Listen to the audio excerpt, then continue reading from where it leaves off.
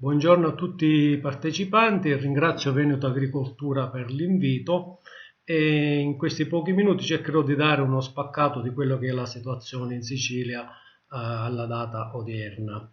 E partendo da quello che è successo dal punto di vista della piovosità, perché a questo si lega anche l'aspetto fitosanitario delle uve, i primi mesi dell'anno, gennaio e febbraio, sono risultati dei mesi asciutti in quasi tutta l'isola, mentre le piogge primaverili si sono concentrate principalmente nei mesi di marzo e aprile. Qualche piovosità l'abbiamo avuto a maggio, qualche cosa a giugno e qualche cosa a luglio. Soprattutto questo decorso si è avuto nella Sicilia occidentale e nella Sicilia centrale, mentre cosa un po' più diversa si è avuto nella Sicilia sud-orientale e anche nella zona etnea, dove le piogge sono state un po' più frequenti e diciamo così si sono distribuite in quasi tutto l'arco della primavera. E per quanto riguarda la Sicilia, dal punto di vista, diciamo, la Sicilia occidentale, dal punto di vista degli aspetti fitosanitari, dobbiamo registrare una situazione abbastanza particolare nel comprensorio del Marsalese e del Salermitano, proprio perché in funzione di queste piogge di giugno soprattutto si è avuta la comparsa di peronospora sotto la forma larvata sia e anche su foglie, quindi sia su acini che su foglie, e a subirne le maggiori conseguenze in alcuni vigneti che hanno avuto anche delle percentuali di danno non indifferenti. Si sono avuti danni soprattutto sulle varietà più sensibili tipo il grillo, l'inzolia e anche lo stesso nero d'aula. Qualche piccolo accenno di presenza anche di oidio, ma questo diciamo ci rientra perché la nostra regione è fra quelle che un po' subiscono più danni da questo punto di vista. L'annata sembra anche nella norma per questo comprensorio per quanto riguarda la quantità e con un decorso della maturazione anche abbastanza normale e le piante non presentano stress al momento, è un'attività vegetativa abbastanza interessante, tanto che stimiamo anche una maturazione, un decorso della maturazione abbastanza normale. Nella zona della Sicilia centrale i vigneti e anche nell'Alto Belice soprattutto sono abbastanza sani, con produzione buona e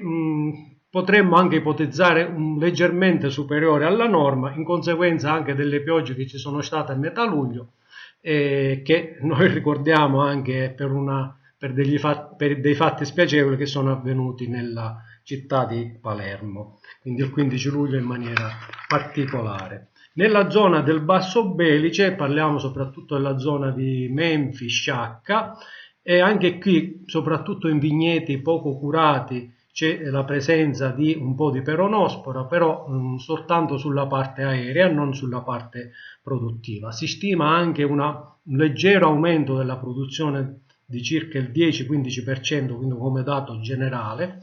e qualche vigneto di grillo presenta qualche diciamo spargolicità nei grappoli, soprattutto perché durante il periodo della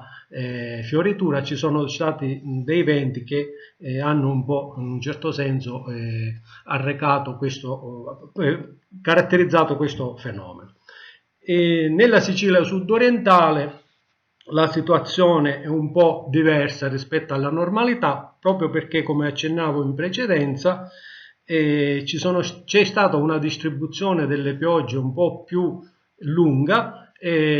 cosa inusuale per quella zona, per quell'area, e segnaliamo anche qui la presenza di un po' di peronospora e di oidio sia sul nero d'avola e anche sul moscato. Però l'attività vegetativa delle piante, dei vigneti che sono stati curati in maniera impeccabile è abbastanza buona, anche qui non segnaliamo stress di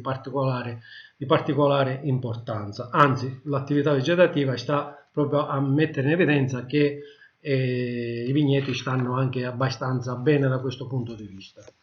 Un piccolo accenno anche sull'Etna che ancora è diciamo all'inizio della fase di maturazione, proprio all'inizio proprio, e qui continua la difesa fitosanitaria sia per peronospora che per oidio e qui ovviamente il periodo vegetativo un po' più ritardato. Un piccolo accenno anche su Pantelleria, dove la sanità delle piante è a posto, tranne qualche piccola cosa, leggermente spargono i grappoli di zirbibbo, ma questo ci fa presagire anche una buona qualità da questo punto di vista. Diciamo che la vendemmia da noi è già iniziata a fine luglio, perché il pino grigio è già stato raccolto e a seguire ci saranno le altre varietà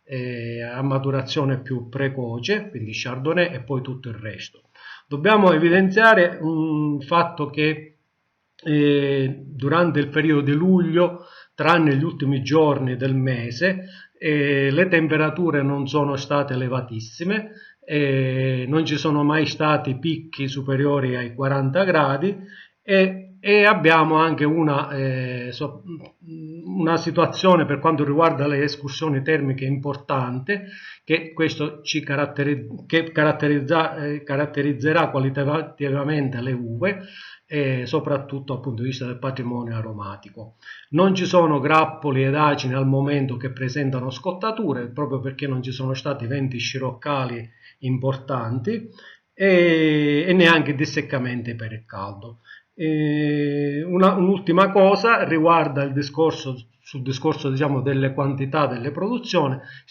Pensiamo di avere una situazione abbastanza normale rispetto alle altre annate per quanto riguarda la produzione, fermo restando che molti viticoltori hanno aderito anche alla misura della vendemmia verde, che se non vado errato ha interessato circa 3.000 ettari 3.000 ettari di vigneti di tutto il patrimonio viticolo della regione. Grazie a tutti per l'attenzione.